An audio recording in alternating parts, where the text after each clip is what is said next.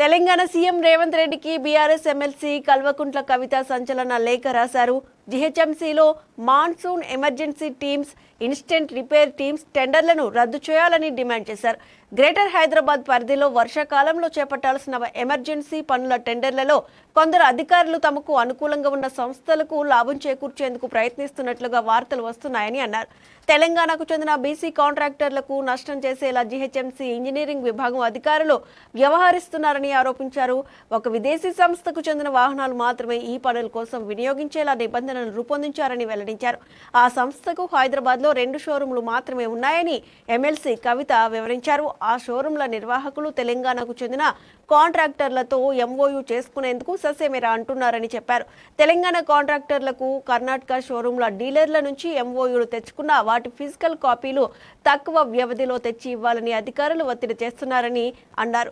ఇప్పటివరకు జీహెచ్ఎంసీలోని 150 వార్డులకు వేరువేరుగా టెండర్లు పిలిచేవారని గుర్తు చేశారు. ఇప్పుడు 9 జోన్ల వారీగా మాత్రమే టెండర్లు పిలవడంతో తెలంగాణ కాంట్రాక్టర్లకు నష్టం వాటిల్లుతోందని చెప్పారు.